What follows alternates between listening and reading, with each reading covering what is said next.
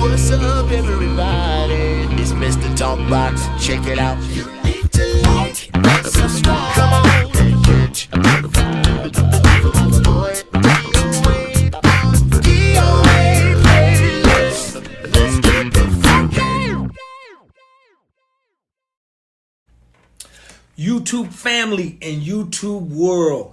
Hope you're well and blessed. You know, I mean it with everything I have. Listen, y'all see this dude right here?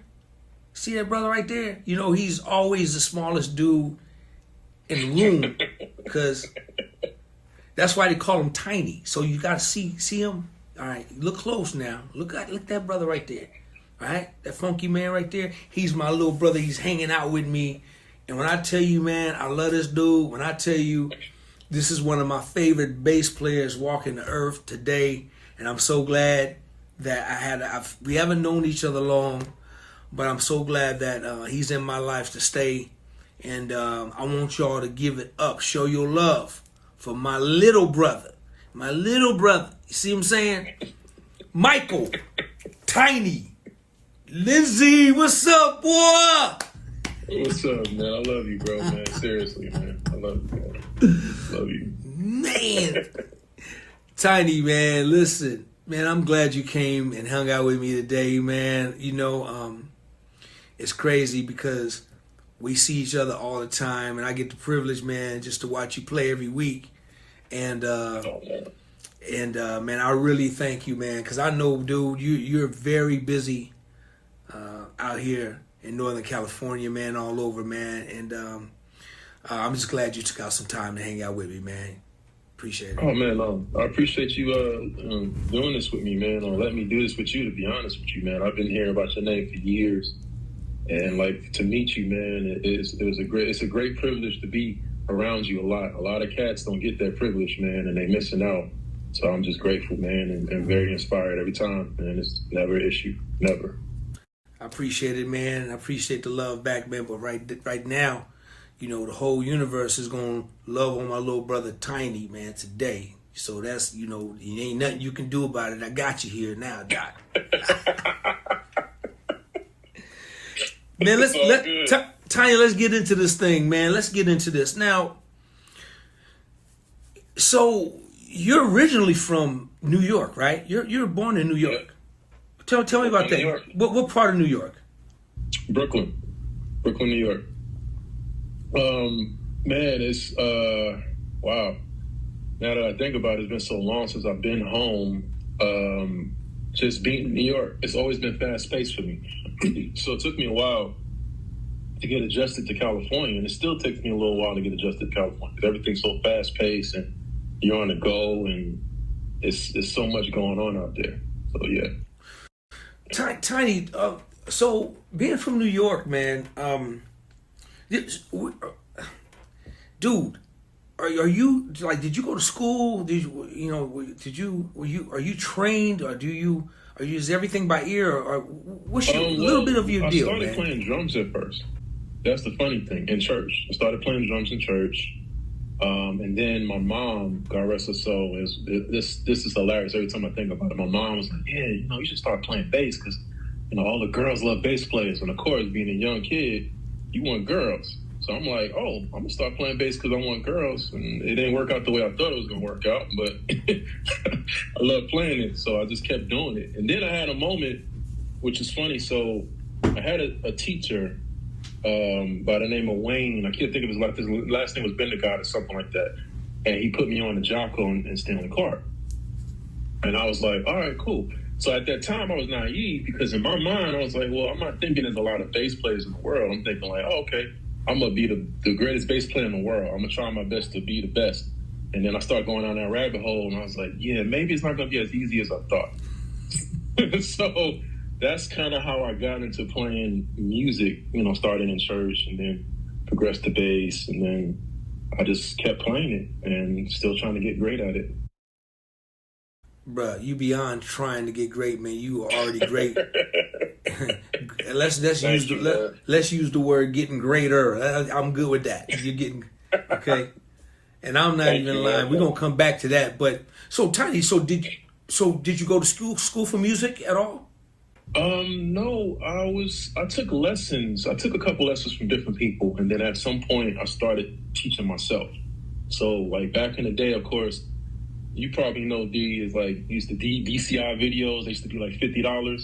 I used to go to Sam Ash in New York City and in Brooklyn actually, and used to buy these $50 tapes with John Patitucci, Victor Wooten, and just learn everything I could off of those tapes. And that's pretty much what I did at some point. But I did take a couple lessons just to kind of start off on knowing what is what. But after that, I just was like, I'm gonna learn everything I can learn. So whatever comes my way, I just started learning everything. So basically, everything you learned everything by ear for the most part. Yeah. Dude, I'm tripping because Tiny, I didn't know that, man, because the way you play is, dude, I mean, it's beyond me. I never knew that, and I find that even more incredible with all the information you have and the way you play, bruh, and your style of playing, and you know, there's nothing musically you can't do as a bassist, man. Now, do you play piano too, Tiny?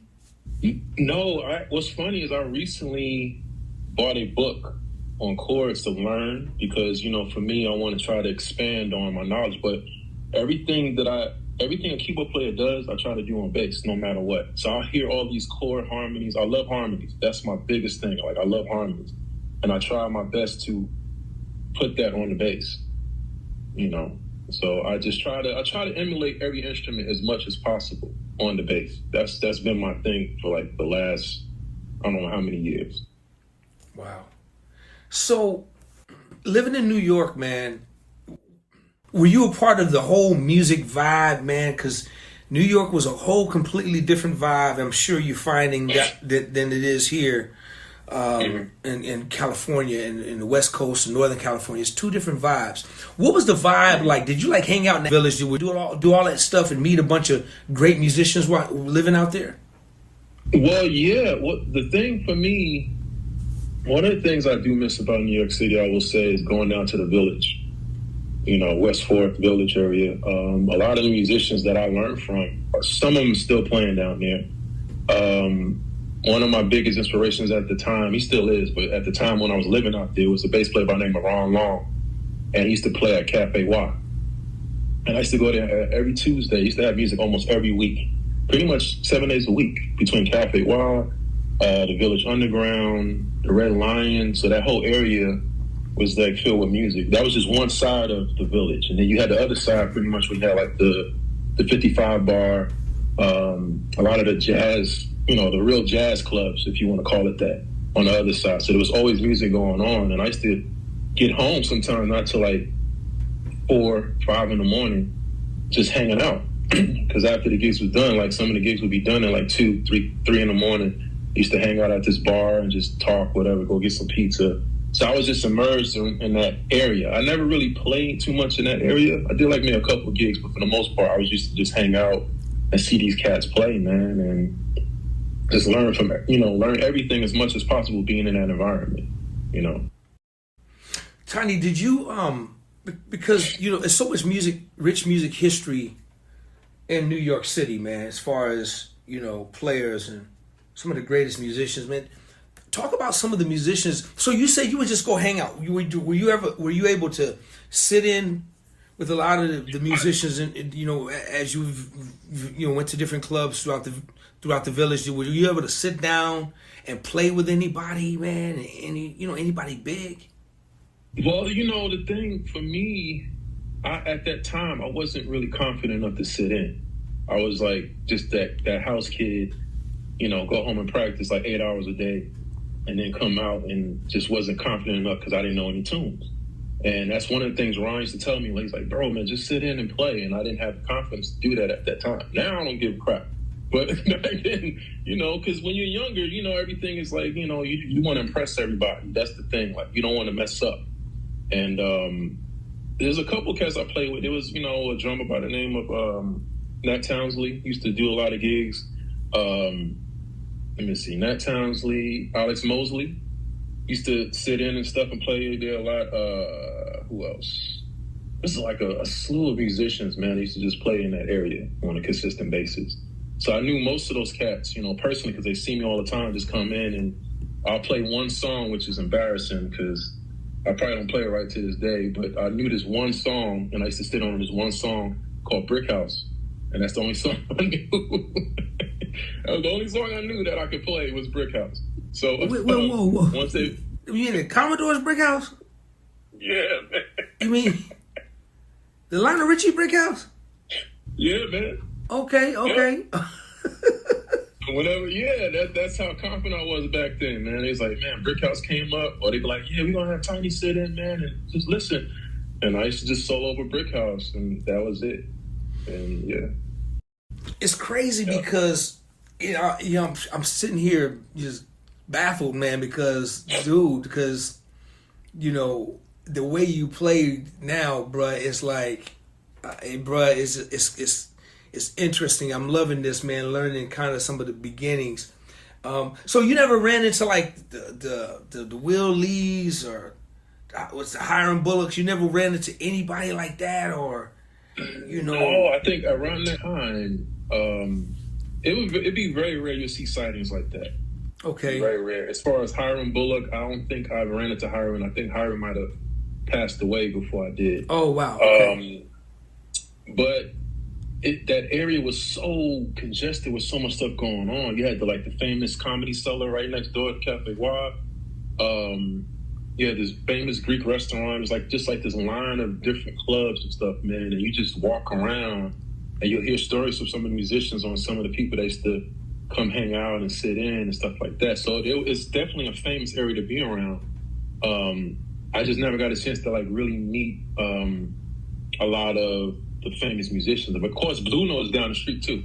Exactly. So of course, if you had Marcus Miller or Chick Corea, whenever they had those residencies, you might run into them, and they actually might come in and check it out, and then probably leave. But I never really ran into a lot of the Will Lees and stuff like that. They might have been present, but maybe my mind was in some other place to not really recognize who they were.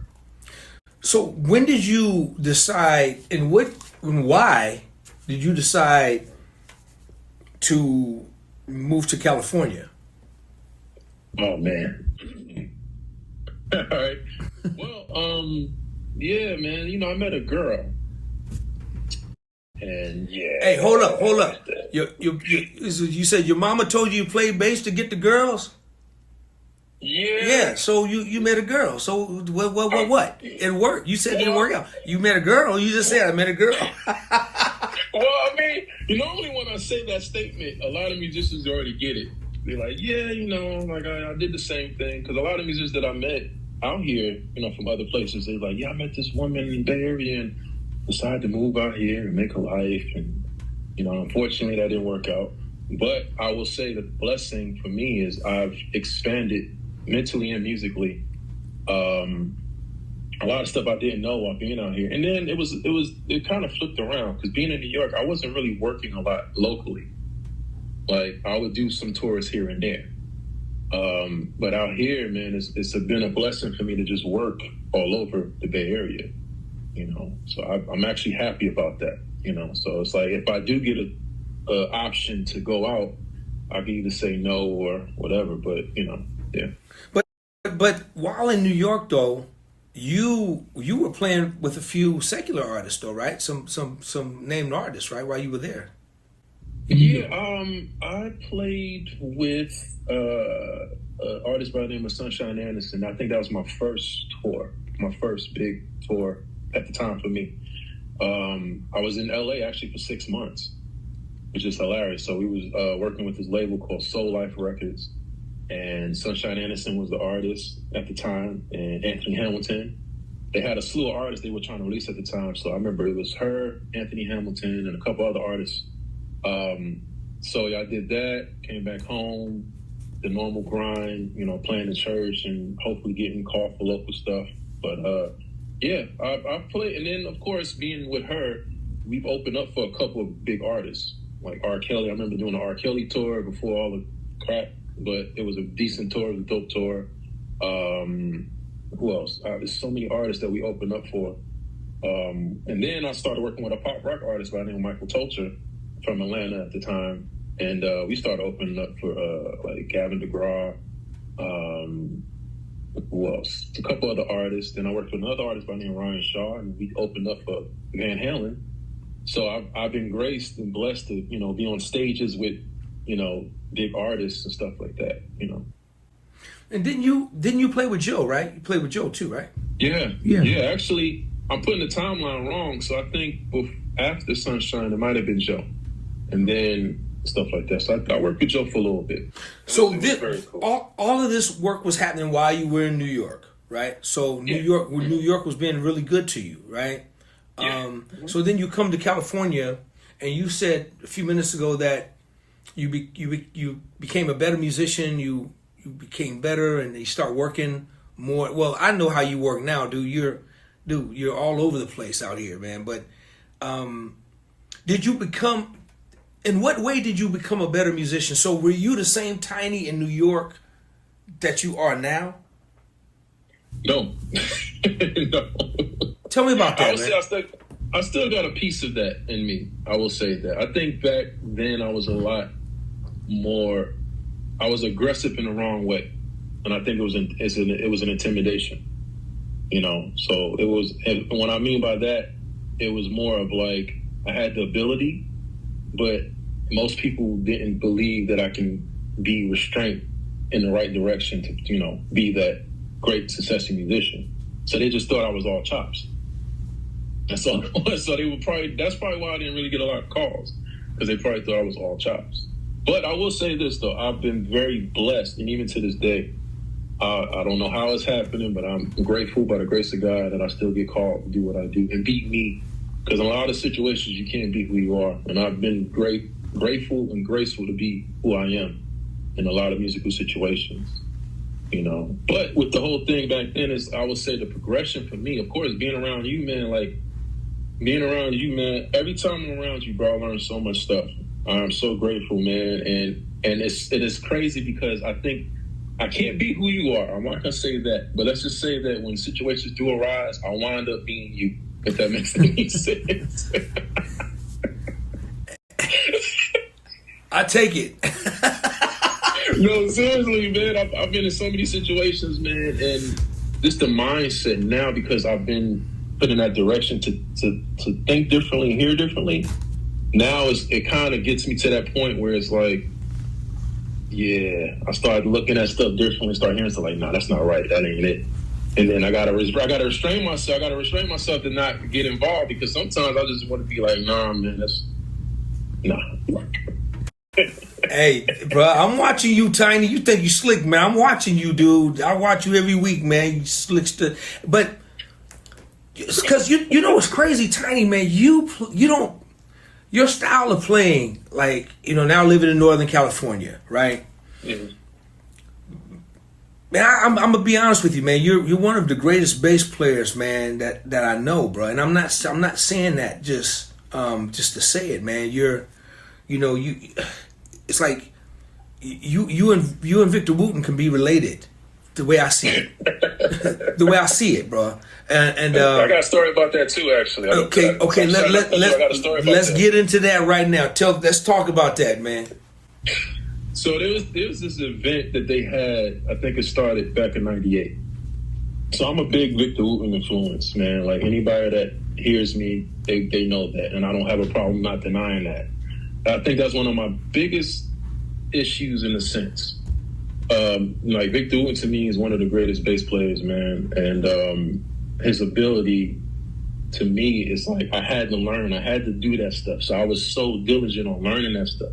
So long story short, I had an event in New York City called Bass Day, and they had two. They started in '97 and '98. So Victor Wooten was the headliner, I think, one of the '98 shows, whatever, right?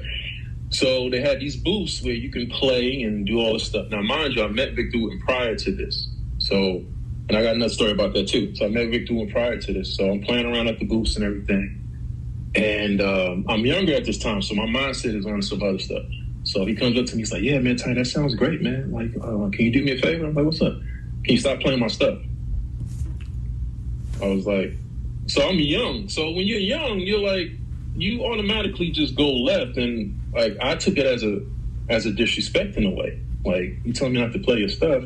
I get it's your stuff, but like to tell a young person that at that time, it can kind of be a down spiral for a lot of cats, man, if you come at them the wrong way. But now that I'm older, I get it. Like, first of all, you're Victor Wooten, you're about to go on stage. I'm playing all your stuff like it's nothing, and you're about to go perform on stage, so you really can't go against that, like, so,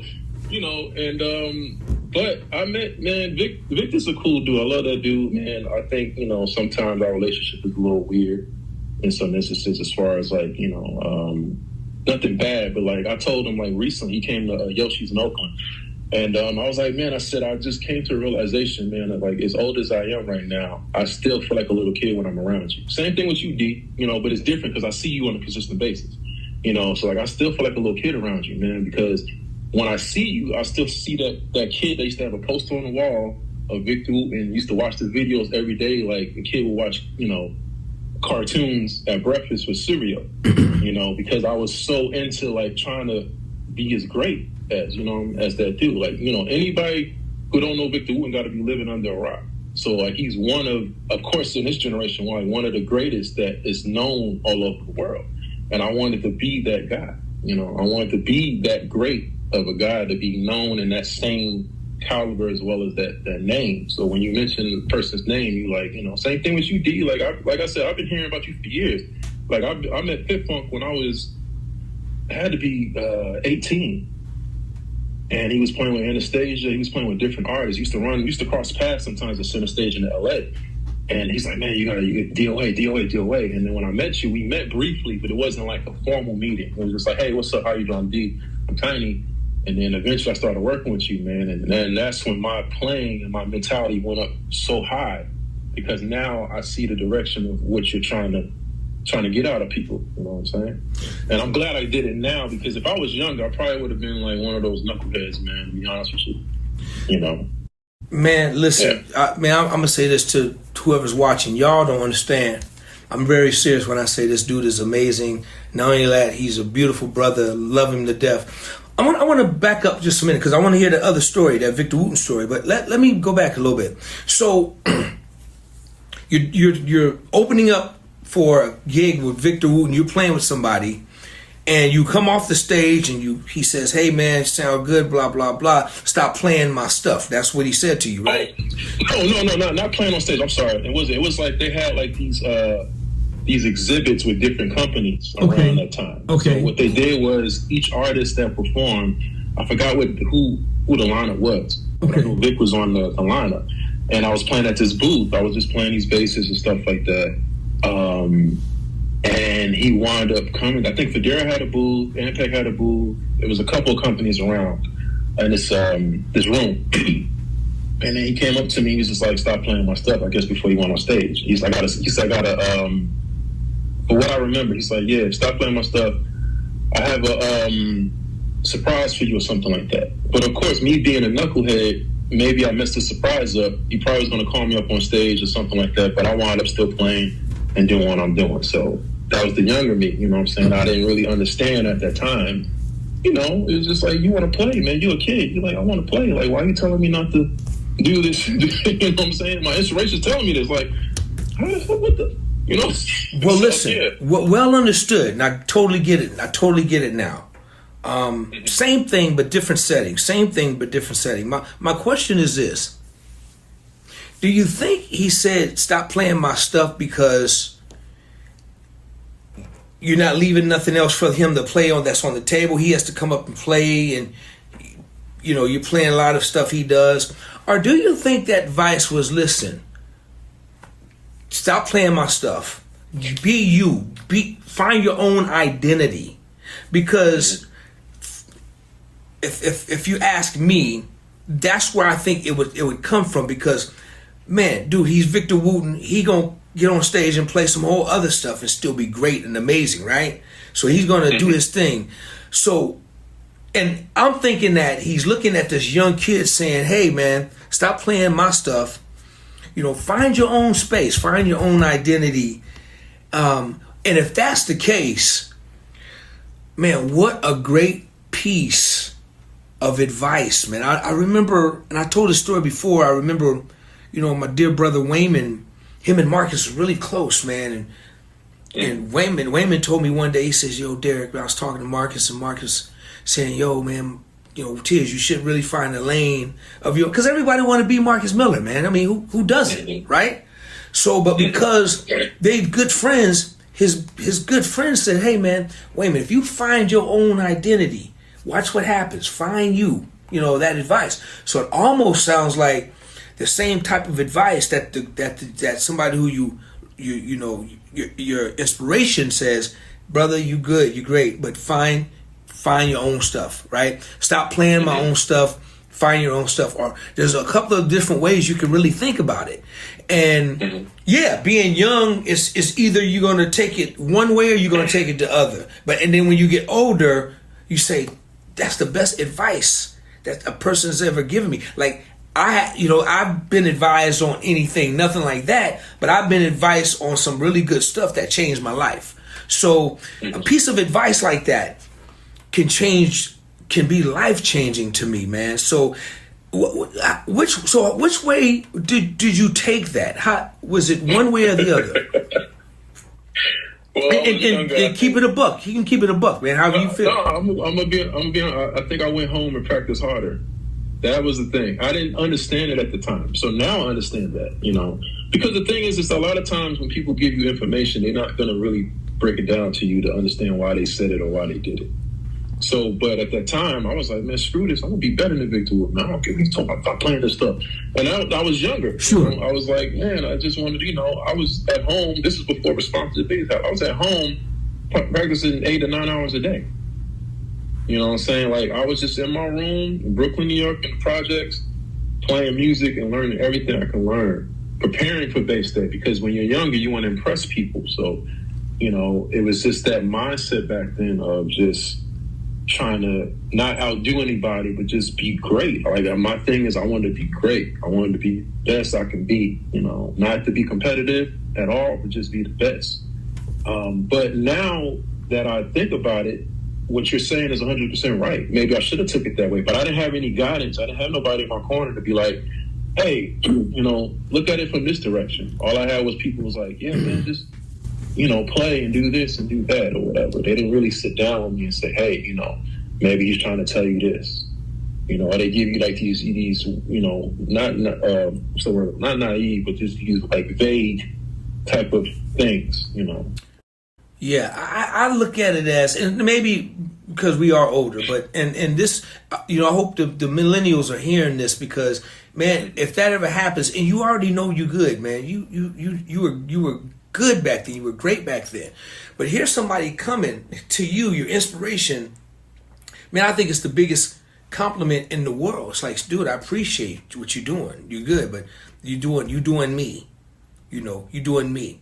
He didn't say to you, "Stop trying to sound like me." It's a whole different thing. Stop trying to sound like me. He said, "Man, stop playing my stuff." No, so now you wasn't playing all of his stuff, because I'm sure he had 3 or 4 big bags of stuff. But I think I look at it as a really huge compliment, and to know that you guys are good friends today and cool. Man, you got to share your other Victor Wooten story with us, man. So how I met Vic, man, it was there was a music store in Cobble Hill, Brooklyn. I forgot the name of it, but the owner name is Mingo Tho. And I met Mingo prior when he had a smaller shop in the same area, but then he expanded. So there was an album that came out, I think Victor Wooten's first solo album, Show of Hands. And I learned the whole album. Learned it, every song on the album. It might have been the wrong way of playing it, but I learned it. And wound up going to the store and started playing the bass. And Mingo was like, "Hey, hold on a second, I'm going to call Federa and act like you're Victor Wooten." So he calls Federa while I'm playing, and he's like, "Man, we got Victor in the store, man, he's going crazy, blah, blah, blah." And they're like, "What's Victor doing in the store? I thought he was on the road." And that's how I met Federa, because of Mingo. And then they wound up calling Victor, and they told Victor about me. And I think I met Vic Where was it? Had it been at a club called the Knitting Factory in Manhattan or something like that. It's the first time I met him, playing with Bella Fleck and the Fleck Thumbs. And that's the first time I met him. And that's how I built a relationship. But if it wasn't for Mingo, to be honest, I probably never would have met Victor or Federa. So now I got a great relationship with Federa. Like, those are like my father, I call them. Like, my, when I was at NAMM, I ran into Joey and stuff like that. They didn't have a booth this year, but ran into them, man, and they like my family. They take care of me as much as possible, man. So if it wasn't for Mingo Toe, man, I probably never would have met Federa or Victor. Wow. It's interesting. So now you're in California, man. You're loving California. Any thoughts of ever moving back to New York? I'm not going to even get into whatever happened with the girl thing. We're going to leave that alone, because you tiny. I see you on the stage, bro. When you put that leg out there, bro, I see them women go crazy, Doc. Don't forget you talking to me. We just pretending like we don't know. You know what I'm saying? So, so man, what you thinking, man? Are you ever thinking about going back, or do you like California? Have you adjusted, or what's your thoughts, man? Well, for me, I mean, at the place that I am right now, I don't think I can move back to New York City. It would have to be a very high-level, comfortable situation, because so much has changed, man. Like, from the time that I left up until now, it doesn't feel like home. I still keep in contact with my friends back then and back in New York City.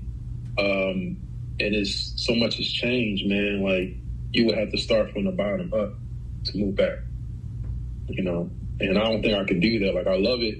I do love it. If I was to have $1 million right now or whatever, I would buy a place out there and just hang out. But for me to go back there and try to work, it would be hard. I love California. It's definitely different. I mean, when you're, for me, I was born and raised in New York, so the whole thing for me is still, after all these years, it still feels a little weird to me. Not in a bad way, it just feels a little weird, But I'm just grateful, man, to be part of, legendary, like some of the history that I've learned from being around here, I didn't know. One of the things, and this is something that just recently popped up in my head, man, is that when you don't get a chance to like venture out of where you're from, you have this kind of like this tunnel vision mentality, So a lot of cats, in New York City, first of all, to be honest with you, man, the mentality of a lot of New Yorkers is bad. And the reason why it's bad, because they're not taught out of that. Like, and what I mean by that is this, like, me being from New York, I didn't think I was, but it kind of makes you feel like you're the shit, because it's like, oh, New York City, New York City, New York City. And you go to other places and you think you're better than a lot of people because it's New York City, New York City. It's something that is not taught. It's almost like you're kind of built that way, which is weird. But I'm just grateful, man. There's a lot of history, man, in the Bay Area that I didn't know. I really didn't know a lot of the history until I moved out here and started seeing it and feeling it for myself. You know what I'm saying? I mean, a lot of great musicians, man, that I didn't, a lot of history that I found out, man. I'm just sitting here like, man, but you don't learn that when you're from a particular area until you actually have to be in that area that you want to, be a part of. And I'm just grateful, man. Like, seriously, I've learned so much information, bro. Like, I'm honored, and I say this, man, wholeheartedly. I'm honored to be in your presence every time I see you, man. Like, seriously, man. Like, I am honored, bro. I learned so much. I've grown so much mentally and musically because of you in a short amount of time. You know what I'm saying? Like, but I'm just grateful, too, to have the open mind. A lot of cats don't have an open mind. They get stuck in this thing of like, oh, I'm great anyway. I don't need this. And, no, man, you got to be open minded to become great. And that's why, even for me, I try to, give, some of our close friends some information on some stuff, and they might think I'm crazy because they're like, man, that's too much musically. Like, bro, man, there's so much stuff out there you can learn.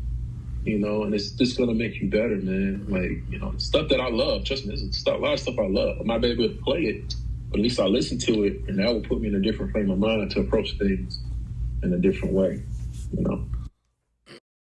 Well, man, let me say this, brother. I'm the one who's honored, man, to be in your presence week in, week out.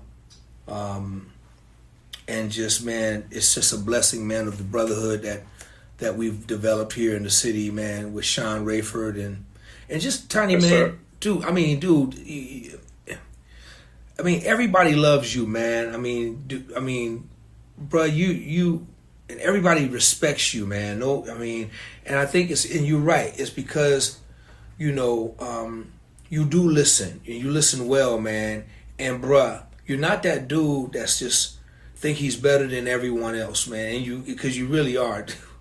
You really are. Listen, man. Listen, if I'm the captain of a team, I'm picking you. Somebody beat my ass with the bass, I'm coming to get my little brother, and it's a wrap. Dig? So, bruh, and just your personality, man, and who you are as just a great player, man. And I mean, I advise all the people who are watching, the players, and even if you don't, man, to follow this guy. This is a prime example of greatness, man, and of sure beauty, a gentle giant, man, with just a great heart. But don't make him mad, though, because don't make him mad, because you make him mad. Now it's gonna be a problem. Now I'm not talking about physically. He gonna pick up that bass, and it's gonna be you in trouble. You hear me? It's gonna get you're just gonna get a Tiny, real quick before I let you go, man. You got Mount Rushmore. You got to give me your top 4 bass players you gonna put on Mount Rushmore, bro. Man, that it's hard, but it's easy at the same time. I know that's weird, but it is. So I'm gonna start. First of all, and I mean this, I'm gonna start because there's a saying that they say that it's best not to meet your inspirations or something like that. Is that the saying? How it goes? Hey, man, I'm new at this, man. I'm new at this thing. I don't study for this kind of stuff, so it may be. No. I'm gonna say. First of all, I'm gonna put you up there. The reason why is because, like I said, I heard about you before. You treated me with respect. You didn't treat like you was better, and your resume is beyond a lot of. Okay, stop. Let's forget that question. No. I'm saying I'm serious. Can I put a little bit twist on it? Can I twist it a little bit? Oh, Tiny. Okay, let's do this. You got Mount Rushmore. Your top 4 favorite drummers are who's your favorite flute players? I'm going to stop asking this question because I think people think I won't pity. Tiny, you ain't got to pity me, little bro. Stop, man. Bro, stop. I'm not pitying you, bro. I'm telling you, I'm not pitying you, bro. I'm going to put you like this, man. I'm going to put it to you like this. I know I can play funk. My funk is different. But now I have grease because of you. And a lot of cats are upset about that. Let's just put that out there. A lot of cats are mad because I can play grease. A lot of cats. I'm not gonna say no names, and I'm pretty sure, I ain't gotta say much, but let's just say a lot of cats are like, man, like how? Because when you're around a person that makes it happen, you're an inventor of that, bro. Like you the one. Like that's why I said you're on the Mount Rushmore, bro. And the reason why I said the whole thing of meeting your inspiration is because a lot of times it's a bad thing, And when I met you, bro, like I said, it was in passing, oh, this is D, the Tiny, okay, cool. But bro, like you really stepped me up way beyond what I believe at this point, being around you, man. From how you think of music, how you feel of music, and you're playing. I'm still trying on your bass lines, bro. I'm still like. You showed it to me, and I'm like, yeah, okay, I get it, but I haven't gotten it yet. So that right there says a lot for me. So you're definitely one of them. And the other 3, that's kind of hard in it. So like I said, it's hard and easy. So the other 3, you're 1. Number 2 will be Victor Wooten. Man, number 3 will probably be Matt Garrison because of the whole corridor harmony thing and just the soloing. And number 4 is hard because there's so many cats, man, that I love their playing. Man, I had to say Anthony Jackson. If you wouldn't have said Anthony Jackson, I would have really said this Negro just trying to make me feel because you talk about Anthony Jackson all the time. Yes. It's hard, man, because you got Jocko, you got Jameson, there's so many cats, man, that you got the unsung players too, because there's a lot of cats you don't even know how dope they were, but they just never got the recognition for whatever reason. So, but I'm saying that because I have a relationship with you, bro, and I'm very bad at this, and I just realized I'm bad with communication as far as keeping in contact with people. I don't know why, that's my thing, I feel like I'm bothering people for some odd reason. But I had your number for years, man. I just never thought to call because I felt like, man, I don't want to, who's this kid calling me? What do you want? Type thing. I don't know. That's just how I feel. Even same thing with Vic. I told Vic the same thing. I'm like, bro, I feel like I'm bothering you. I don't, I don't want to. Oh, I know you're a busy dude. He's like, man, just call me. I'm like, all right. I still never do, but yeah. So that's just my own personal thing, man. But no, seriously, man. I give flowers what flowers are due, bro. And if it wasn't for you, bro, I would believe I still will progress, but not at the pace that I had. You know what I'm saying? It's an honor, bro. The stories that we hear every Tuesday, just the interaction of the music and just hearing your concept on what needs to be done or what needs to be approached. And I've been using that for myself as well. I taught a class for musicians, man, and I told them, I said, man, we got to get this tight.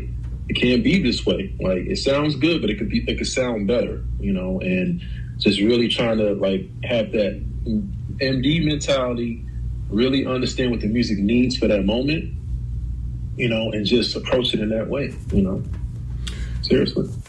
Brother, man, I appreciate it, man. I appreciate the love, man, and dude, no, man, I promise you, man, you anytime you call me, man, we family. We really. I mean, and I mean that from the bottom of my heart, man. I just, look forward to just, watching you guys play in the band and what you guys are doing with Sean and everything you're doing. Listen, before you get out of here, tell everybody how they can find you, Tiny. My IG is Tiny Music, TinyMuzik. IG Michael Tiny Lindsey on Facebook. I have a TikTok, which I barely use. I'm still trying to get to the whole social media thing. It's weird. I'm more scrolling than anything else on social media. So, but those are the places you can reach me at. Forgot to ask you this. I got to ask you this before we leave. How in the world you get the name Tiny? How'd that happen? You got to explain that one, man. So the dude that I mentioned earlier, Mingo, so when he had his small shop in Cobble Hill, I just happened to be walking around Brooklyn, whatever. I might have been cutting school or something, or whatever. But wanted to go into his store and went in there, hung out, tried out a bass and everything like that. When I kept going, so he's like, "Yeah, man, you need a stage name." I was like, "A stage name?" He's like, "You need a stage name, man, like something." And then he was like, he just blurted out Tiny. And at first I was like, but then it stuck because the thing is, there's a whole bunch of Michaels in the world. So it's hard to distinguish which Michael without saying Michael such and such or Michael this, the dude that. So when I say Tiny, I introduce myself as Tiny, people remember it. And that's why I kept the name. So when people are like, what's your real name? It's Michael. Like, oh, okay. Tiny, but they remember it. They get shocked. They're like, oh, Tiny. Oh, you ain't Tiny. I'm like, well, hey, it's a nickname. So. Hey, but it works. He knew your name. I think the name is dope. I love it. Thank you, man. I love everything about you, my brother, man. Just keep doing, man. Being a great young dude, man, and keep growing. And I say to, who's watching, people who's watching, I really, really mean that y'all please go follow my brother and just go check him out. Go. Tiny, do you have any solo records out or anything that's coming out, or what do you have going? No. Well, somebody recently just commented on something I did. So just little brief history on, not history, but a little brief thing that happened. So maybe around during the pandemic time, everybody stuck in the house, and I just started getting studio equipment. So a drummer by the name of James Smalls Jr. did this challenge, and he was like, "Man, make something to this." And I never did this before. It just happened. And I started making these videos of me making these bass tracks / interludes to these drum videos. The reason why I mention that is because one of the guys that commented is like, man, you got to get this guy in the studio. You got to do a solo album. So the whole solo thing for me is still a little awkward for me because how I create sometimes, I don't like to think when I create. It has to be felt. So I rather have that moment of inspiration to create rather than try to force creation for me.